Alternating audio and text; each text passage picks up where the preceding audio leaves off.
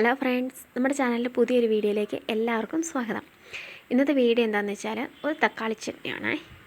അപ്പം ഞാൻ ഇത് ഉണ്ടാക്കിയപ്പം ജസ്റ്റ് ഒരു വീഡിയോ ആയിട്ട് എടുത്തിട്ടേ ഉള്ളൂ. ഇതറിയാവുന്ന ഒരുപാട് പേരുണ്ടാവാം, അറിയത്തില്ലാത്തവരുണ്ടാവും. എന്തായാലും ഇഷ്ടപ്പെട്ടെങ്കിൽ എല്ലാവരും ഒന്ന് ലൈക്ക് ചെയ്യും കേട്ടോ. നമുക്കപ്പോൾ അതിന് എന്താ വേണ്ടതെന്നൊക്കെ നോക്കാം.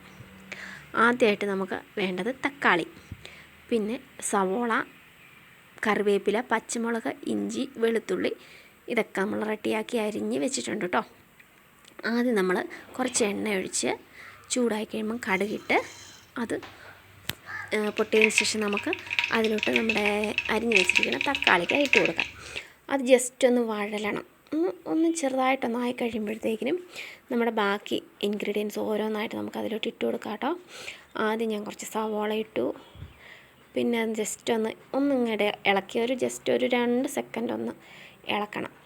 അത് കഴിയുമ്പോൾ നമ്മുടെ ബാക്കി ഓരോന്ന് നമ്മുടെ ഇഞ്ചി, നമ്മുടെ വെളുത്തുള്ളി, പച്ചമുളക് എല്ലാം ഇട്ടൊന്ന് നന്നായിട്ടൊന്ന് ഇളക്കണം. അത് കഴിഞ്ഞ് നമുക്ക് അതിലോട്ട് നമ്മുടെ പൊടി ഐറ്റംസ് ചേർക്കണം. ഫസ്റ്റ് ഞാൻ ഉപ്പ് പൊടി ഇട്ടു കേട്ടോ. അത് ഇച്ചിരി ആദ്യം ഇട്ടിരുന്നതിലും കുഴപ്പമൊന്നും ഉണ്ടായിരുന്നില്ല. ഉപ്പിട്ടു.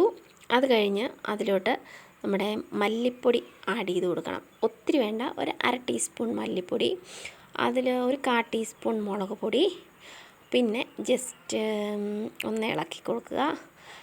അപ്പോഴാണ് ഞാൻ ഓർത്ത് മഞ്ഞൾപ്പൊടി ഇടാൻ മറന്നല്ലോ എന്ന്. പെട്ടെന്ന് മഞ്ഞൾപ്പൊടി ഇട്ടു.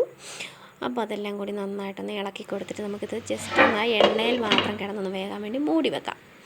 അത് മൂടി വെച്ച് ഒരു 2 സെക്കൻഡ് കഴിയുമ്പോൾ ഒന്ന് എടുത്ത് വീണ്ടും ഒന്ന് നമുക്ക് ഇളക്കി കൊടുക്കാം.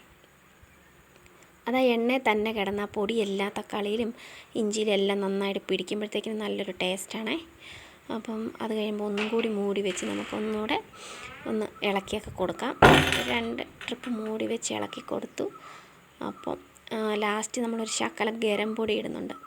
ഗരം പൊടിയും കൂടി ഇട്ട് നന്നായിട്ടൊന്ന് ഇളക്കി എടുത്തപ്പോൾ ഇതേ നമ്മുടെ കറി ഇവിടെ റെഡി ആയിട്ടുണ്ട് കേട്ടോ. പെട്ടെന്ന് നമുക്ക് ഉണ്ടാക്കാവുന്നതാണേ. ഇതെല്ലാവർക്കും അറിയാവുന്നതായിരിക്കാം, എങ്കിലും ഞാൻ എന്ത് ചെയ്തപ്പോൾ ഒരു വീഡിയോ ആയിട്ട് ഇട്ടുവെന്നേ ഉള്ളൂ കേട്ടോ.